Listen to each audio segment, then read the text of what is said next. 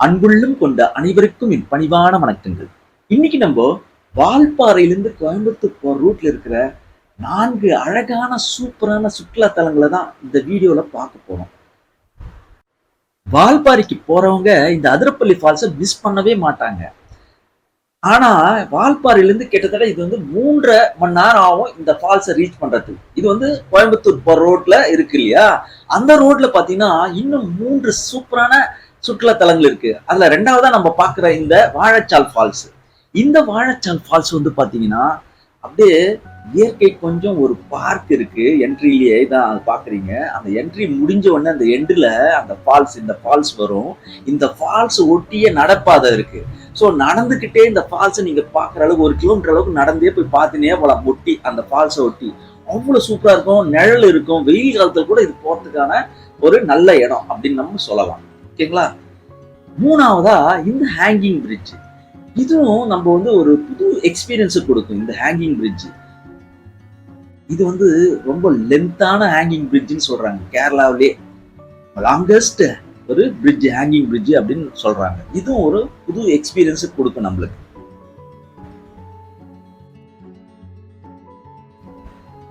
சூப்பரா இருக்குல்ல? அது அங்க போய் நின்று பார்த்தாதான் தெரியும் உங்களுக்கு.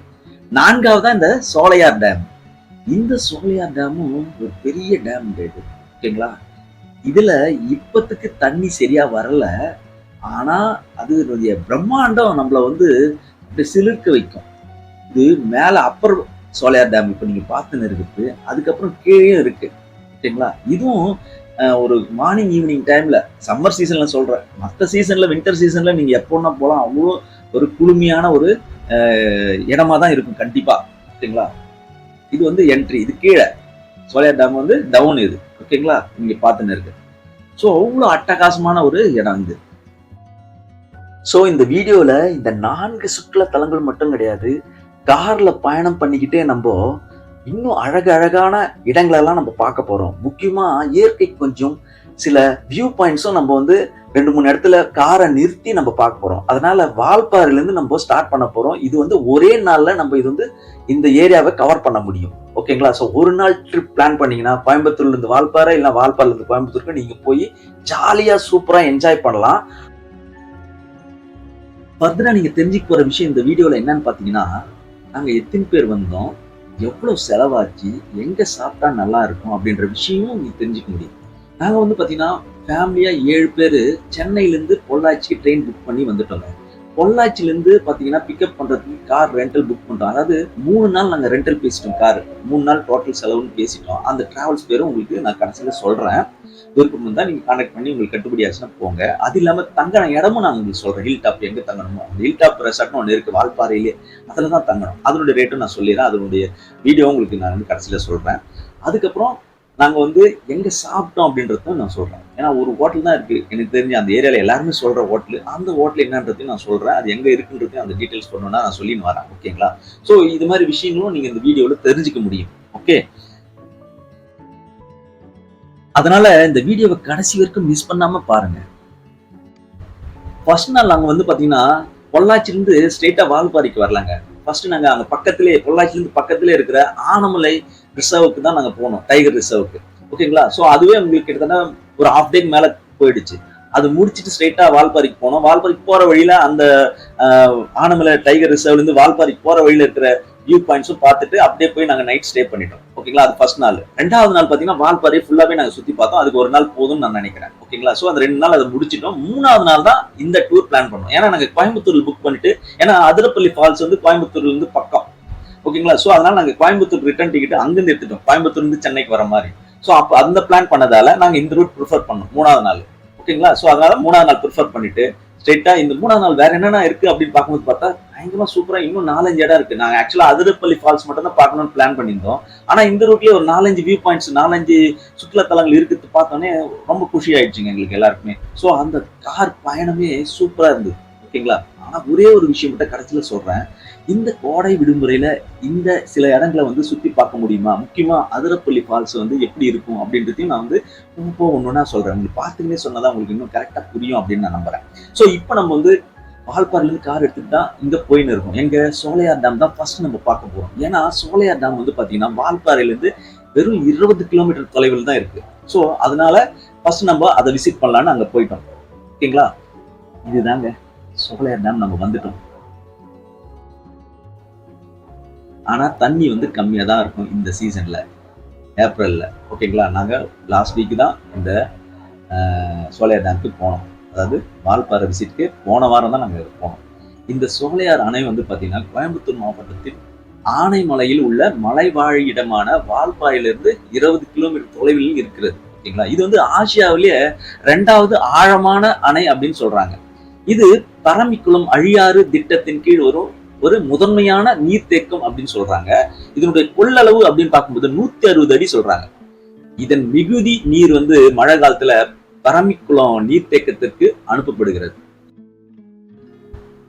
இது வந்து அப்பர் டேம் அப்படின்னு சொல்லுவாங்க. ஓகேங்களா, இப்போ கீழ்ப்பகுதியும் ஒண்ணு இருக்குங்க, அதுவும் சூப்பரா இருக்கும். இப்ப கீழ்ப்பகுதி நோக்கி தான் நம்ம போயிட்டு இருக்கோம். இந்த சோலையார் டேமோட கீழ்ப்பகுதி பக்கத்துல சில்ட்ரன்ஸ் பார்க்லாம் இருக்கு. இப்ப அது கிட்ட தான் போயின்னு இருக்கோம். பொள்ளாச்சியிலிருந்து வால்பாறை எவ்வளவு கிலோமீட்டர் நினைக்கிறீங்க? கிட்டத்தட்ட 64 கிலோமீட்டருங்க. இது வந்து கேரளா மாநிலம் சாலக்குடியிலிருந்து 55 கிலோமீட்டர் டிஸ்டன்ஸ்லயும் அமைஞ்சிருக்கு. கேரளால இருந்தும் இது பக்கம் தான்.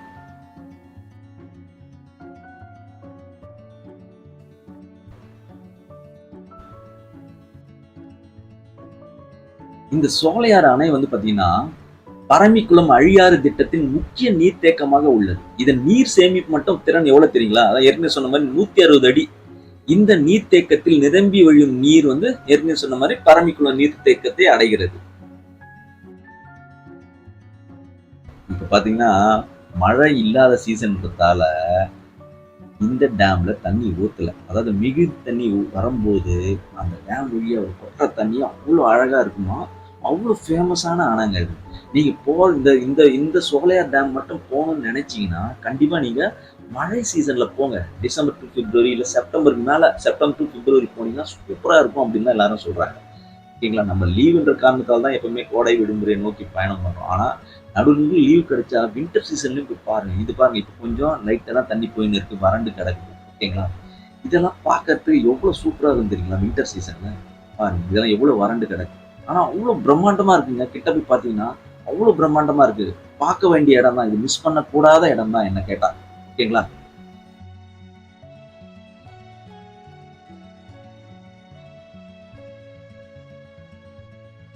சோ இதுதாங்க சோலையார் டேம்.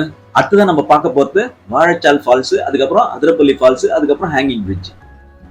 சரி, இந்த வாழைச்சால் ஃபால்ஸ்லயாவது தண்ணி இருக்குமா, இந்த அதிரப்பள்ளி ஃபால்ஸ்லயாவது தண்ணி இருக்குமான்றதெல்லாம் நீ கேள்வி கேட்கவே கூடாது. ஏன்னா அங்க 365 நாளும் நீங்க வந்து பார்க்க வேண்டிய இடம். ஓகேங்களா, அங்க எப்பவுமே தண்ணி கொட்டுங்க. அந்த அளவு தான் வித்தியாசப்படும். மழை காலத்துல ஓவரா வந்து ஃபால்ஸ் விழும், நீர்வீழ்ச்சி. சில டைம்ல அளவே பண்ண மாட்டாங்க பார்க்கறதுக்கு. ஓகேங்களா, சோ அது மாதிரி மழை காலத்துல நம்ம போய் பாத்தீங்கன்னா இன்னும் பிரம்மாண்டம் பெருசா இருக்கும். இது வந்து இன்னொரு வியூ பாயிண்ட்டுங்க. நடுவுல இந்த வாழைச்சால் ஃபால்ஸ் போறதுக்கு முன்னாடி ஒரு வியூ பாயிண்ட். இது சூப்பரா இருக்கும் இந்த இடம். இன்னும் வின்டர் சீசன்லாம் போனீங்கன்னா அப்படியே பனி கொட்டுன்னு நினைக்கிறேன். அப்படியே நம்மள பக்கத்திலே பனி போகும்னு நினைக்கிறேன். நாங்களும் இந்த சீசன்லயே, ஏப்ரல் சீசன்லயே அவ்வளவு அழகா இருந்ததுங்க. பாருங்க, லைட்டா பனி கூட தெரிஞ்சது. இந்த கிட்டத்தட்ட எனக்கு தெரிஞ்சு இந்த டைம் வந்து 11 o'clock அந்த டைம் இருக்குங்க. சூப்பரா இருக்குல்ல? நாங்க அடுத்த இதுக்கு போயினே இருக்கலாம். அப்படியே வாழைச்சால் ஃபால்ஸ் தான் போறோம் அடுத்தது.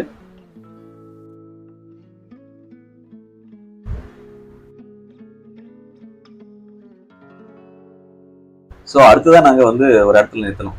இந்த பைப்ஸ் எல்லாம் பாக்குறீங்களா? இது வந்து ஹைட்ரோ பவர் ஜென்ரேட் பண்ணுவாங்க. இந்த டேம்ல இருந்து தண்ணி வருது இல்லையா, டேம்ல இருந்து அந்த வீழ்ச்சியோட பவரை யூஸ் பண்ணி, அந்த ஃபோர்ஸை யூஸ் பண்ணி எலக்ட்ரிக்கல் கரண்ட்டை ஜென்ரேட் பண்றது. ஓகேங்களா, அதனால அங்க நின்று ஒரு போட்டோவும் வீடியோவும் எடுத்துக்கணும்.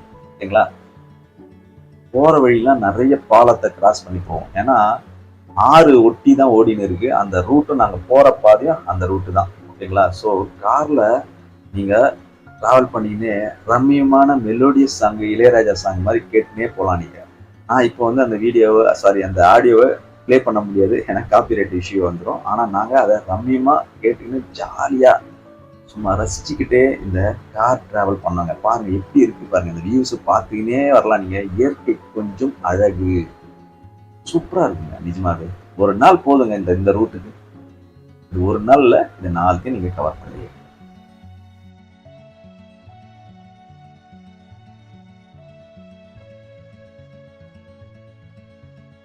என்ன ஒண்ணு, நீங்க லீவு நாள்ல நிறைய காருங்க இந்த பக்கம் போயின்னு வந்துன்னு இருக்குங்க. ஸோ ஏதாவது ஒரு சின்ன ஆக்சிடென்ட்டோ ஒரு சின்ன விஷயம் நடந்தாலும் இது காடுன்றதால சில டைம்ல யானை வர்றதுக்கும் வாய்ப்பு இருக்கு. ஓகேங்களா? ஸோ அதனால அது மாதிரி இடத்துல வந்து சில டைம்ல டிராஃபிக் ஆகிறதுக்கு வாய்ப்பு இருக்கு. மாட்டிப்போம் நம்ம. ஓகேங்களா? அது எப்பாவது ஒரு முறை அந்த இன்சிடென்ட் நடக்க வாய்ப்பு இருக்கு. பட் இருந்தாலும் இது வந்து பார்க்க வேண்டிய இடங்க. எப்படி அழகா இருக்கு பாருங்க. இந்த ரம்மியமான காட்சி தானங்க நம்ம வாழ்க்கையில மிஸ் பண்ணவே கூடாது. இந்த மிஷின் லைஃப்ல இருந்து ஓடி வந்துடணுங்க. வருஷத்துக்கு ஒரு 2 முறையாவது இது மாதிரி ஒரு 2, 3 நாளாவது அட்லீஸ்ட் மினிமம் நம்ம இது மாதிரி டிராவல் பண்ணாதான் ரிலாக்ஸ் ஆயிட்டு திருப்பி ரெஃப்ரெஷ் ஆயிட்டு நம்ம அடுத்தது நம்ம வேலையை பார்க்க முடியும். கரெக்டுங்களா? இதுதாங்க நம்ம அடுத்ததான் வந்திருக்கிற ஃபால்ஸு, வாழைச்சால் ஃபால்ஸு. இது வந்து பாத்தீங்கன்னா இந்திய நாட்டில் கேரள மாநிலத்தில் இருக்கிற திருச்சூர் மாவட்டத்துக்கு உட்பட்ட அதிரப்பள்ளி என்ற இடத்தில் அமைந்துள்ள அருவியாகும். அதாவது அதிரப்பள்ளியிலிருந்து இது வந்து பாத்தீங்கன்னா ஒரு 5 கிலோமீட்டர் டிஸ்டன்ஸ் தான் இருக்கு. ஓகேங்களா? ஃபர்ஸ்ட் இதை பார்த்துட்டு நம்ம அதுக்கு போகலாம். இந்த வாழைச்சால் ஃபால்ஸ்க்கு நீங்க டிக்கெட் வாங்கிட்டீங்கன்னா, ஓகேங்களா, அதிரப்பள்ளி ஃபால்ஸ்ல நீங்க டிக்கெட் வாங்க வேண்டிய அவசியம் கிடையாது. இங்க ஒரு ஆளுக்கு டிக்கெட் வந்து 30 ரூபாய் என்னவோ தான் நான் நினைக்கிறேன். ஓகேங்களா? ஸோ இங்க வாங்கிட்டீங்கன்னா நீங்க அங்க வாங்க தேவை. ஃபர்ஸ்ட் நீங்க அங்க அதிரப்பள்ளி பாத்தீங்கன்னா அங்க வாங்கின டிக்கெட்டை இங்க வந்து காமிச்சு உள்ள போயிடலாம். ஓகே, இதுதாங்க இந்த வாழைச்சால் ஃபால்ஸ். எப்படி அழகா இருக்கு பாருங்க, சூப்பரா. இத அங்க பக்கத்துல உட்காரத்துக்கெல்லாம் இடம் நல்லாவே இருக்குங்க. பெரியவங்க எல்லாம் தாராளமா உட்காந்துக்கலாம். அந்த மாதிரி இடம்லாம் இருக்குங்க. அங்க உட்காந்துக்கினே இந்த அருவியை ரசிச்சுட்டே இருக்கலாங்க. சூப்பரா இருக்கும் பாருங்க. இதை ஒட்டிய கிட்டத்தட்ட பாத்தீங்கன்னா ஒரு கிலோமீட்டர் டிஸ்டன்ஸ்க்கு என்ட்ரில இருந்து உள்ள என்ட்ரி போயிட்டீங்கன்னா உள்ள வந்து பாக்குறீங்க ஃபால்ஸ் வந்து பாக்குறீங்க. இந்த இடத்துல இருந்து அதை ஒட்டியே வந்து 1 கிலோமீட்டர் வாக்கிங் ஏரியான்னு வச்சிருக்காங்க, வாக்வே. அதுல அப்படியே நடந்தே போயின்னு அப்படியே இந்த ஃபால்ஸ் பக்கத்துலயே நடந்து போயின்னு இந்த அருவி பக்கத்துலயே நடந்து போயினே பார்த்துனே போலாங்க. சும்மா அழகா பெருமையா அப்படியே ரசிச்சுக்கிட்டே போலாம். உள்ள நல்ல பார்த்து சூப்பரா இருக்கும். இது வந்து பாத்தீங்கன்னா மேற்கு நோக்கி பாயும் சாலக்குடி ஆற்றை உருவாக்கும் இந்த நீர்வீழ்ச்சியானது சோலையார் எல்லையில் வாழைச்சால் வனப்பகுதியில் அமைஞ்சிருக்கு. அதிரப்பள்ளி அருவியிலிருந்து 5 கிலோமீட்டர் தொலைவில் தான் இது அமைஞ்சிருக்குன்னு ஏற்கனவே நான் சொல்லியிருக்கேன். சாலக்குடியிலிருந்து 36 கிலோமீட்டர் தொலைவில் இது அமைஞ்சிருக்குங்க.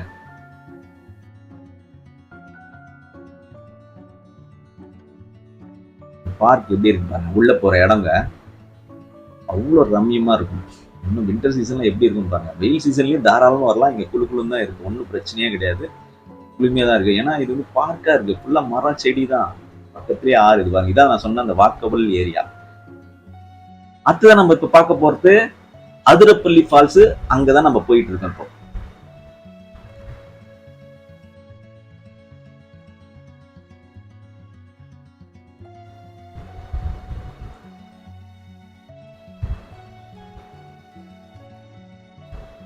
இது ஒரு வியூ பாயிண்ட்டுங்க.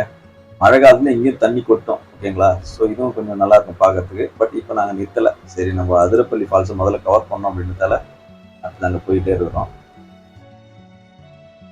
இன்னும் நீங்க எர்லியரா கிளம்புனீங்கன்னு வச்சுங்களேன், நாங்கள் 9 மணிக்கு கிளம்புனோம். நீங்க இன்னும் ஒரு 1 hour பிஃபோர் 8 o'clock கிளம்புனீங்கன்னா இன்னும் 2 மணி நேரமும் நீங்க நின்று பார்த்து ரசிச்சுட்டு வர முடியும். ஓகேங்களா? அந்த அளவுக்கு சூப்பரான ஒரு பாதை தான் இது. ஓகே, இப்போ நம்ம அதிரப்பள்ளி ஃபால்ஸ் ரீச் ஆயிட்டோங்க. பாத்தீங்கன்னா 2 பக்கமும் கார் நிக்குது இல்லையா? கிட்டத்தட்ட 1 கிலோமீட்டர் டிஸ்டன்ஸ்ல கார் நிக்குதுங்க. அங்கங்க நம்ம வந்து இடம் இருந்ததுன்னா அதுல பார்க் பண்ணிடுவாங்க காரு. ஓகேங்களா? நாங்களும் அப்படிதான் காரை பார்க் பண்ணிட்டு வந்தோம். ஸோ சாப்பிடணும்னு நினைச்சீங்கன்னா இங்கதான் நீங்க சாப்பிட முடியும். அதிரப்பள்ளி ஃபால்ஸ் என்ட்ரன்ஸ் பக்கத்துலேயே நிறைய ஹோட்டல்ஸ், டீ கடைலாம் இருக்கு. ஓகேங்களா? ஸோ அங்கதான் நீங்க சாப்பிட முடியும். ஓகே, அங்க பார்த்து விசாரிச்சு சாப்பிடுங்க. நான் சாப்பிட்ட ஹோட்டல் அந்த அளவுக்கு நல்லா இல்லை. இதுதாங்க என்ட்ரி ஏரியா. அந்த ஷெட்டு மாதிரி தெரியுது பார்த்தீங்களா? அதுதான் என்ட்ரி வழியா இந்த பக்கம் வந்துட்டோம்.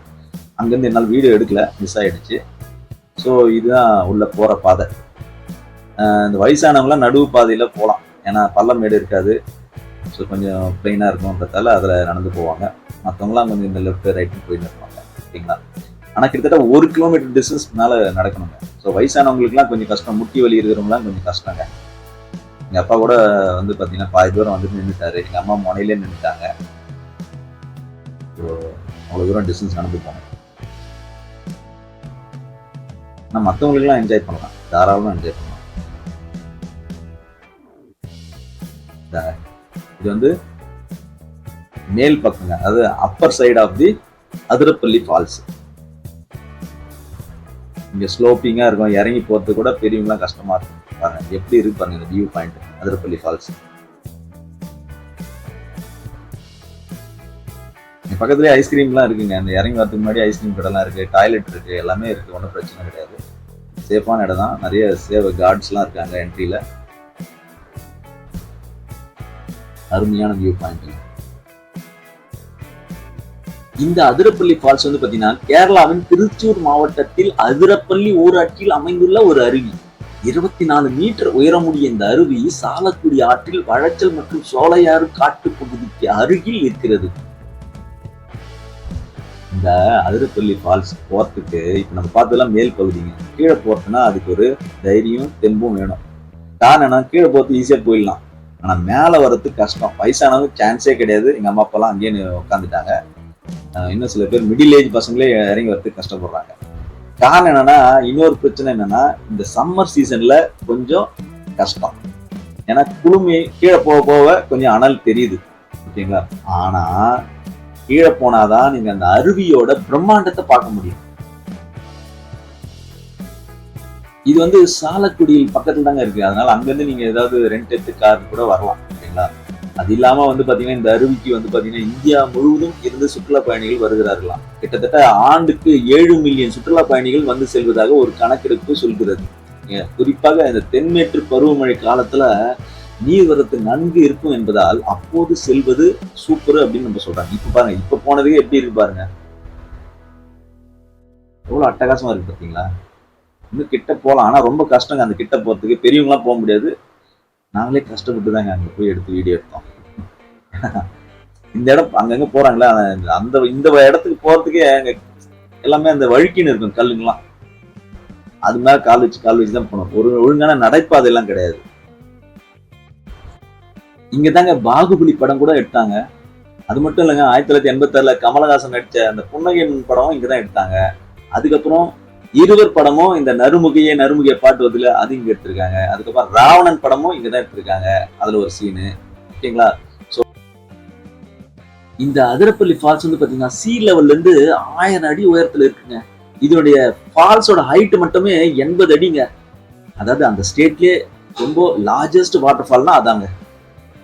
இப்போ நம்ம அடுத்ததா பார்க்க போற இடம் ஹேங்கிங் பிரிட்ஜ். இதை நம்ம கடைசியா இன்னைக்கு கவர் பண்ண போற ஏரியா. இதை சாதாரணமாக எடுத்துக்காதீங்க, இதுவும் புது எக்ஸ்பீரியன்ஸ் கிடைக்கும். இந்த ஹேங்கிங் பிரிட்ஜில் கார் உள்ளவே போய் பார்க் பண்ணிக்கலாம்.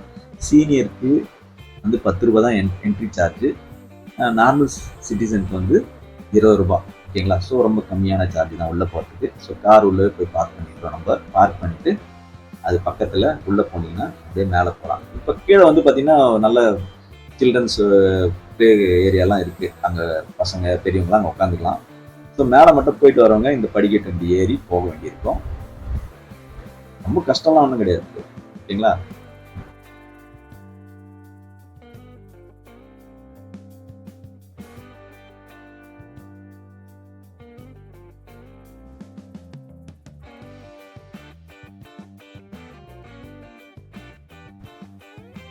இதுதாங்க கேரளாவிலேயே லாங்கஸ்ட் பிரிட்ஜ் அப்படின்னு சொல்றாங்க. அதாவது லாங்கஸ்ட் தொங்கும் பாலம், ஓகேங்களா.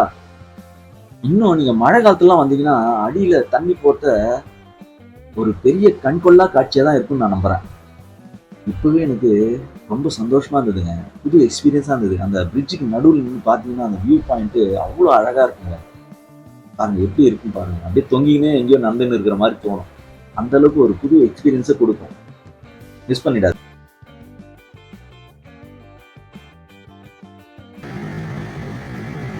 ஸோ வீடியோவோட கடைசி பகுதிக்கு நம்ம வந்துட்டோம்.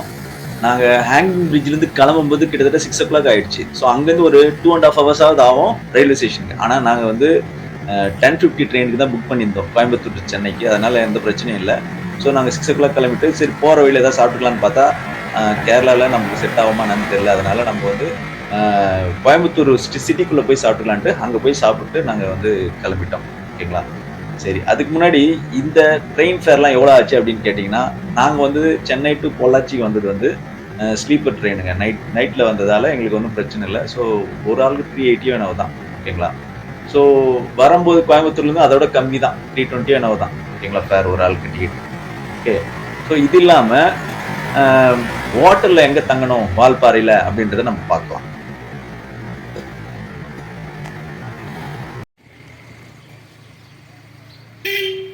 இதுதான் வால்பாறை பஸ் ஸ்டாண்ட் ரோடுங்க. ஓகேங்களா, அங்கே தான் காலேஜ் இருக்குது. ஸோ அதை ஒட்டி தான், அது பக்கத்திலே வாக்கபிள் டிஸ்டன்ஸில் இந்த காட்டேஜ் இருக்குங்க. ஹில் டாப் காட்டேஜுங்க பேர். டிஸ்பிளே வந்து எல்இடி டிஸ்பிளே தான், நைட்டில் மட்டும் தான் வந்து டிஸ்பிளே ஆகுது. ஸோ நேம் பிளேட் வேறு எதுவும் இல்லை. கீழே வந்து அவங்களுடைய பெரிய ஹார்ட்வேர்ஸ் இருக்குது, அவங்க தான் ஓனரு. ஆனால் சூப்பராக இருக்குங்க. அவங்க வந்து ஒரு முக்கியமாக ஃபேமிலிக்கு தான் ரொம்ப இம்பார்ட்டன்ஸ் கொடுத்து அவங்களுக்கு மட்டும் அலோவ் பண்ணுறாங்க. நீங்கள் நெட்டில் போய் சர்ச் பண்ணாலும் கிடைக்கும். ஓகேங்களா. ஸோ இதுதான் அவங்களோட ஃபர்ஸ்ட் ஃப்ளோர் படிக்கட்டு மேலே ஏறுறோம்.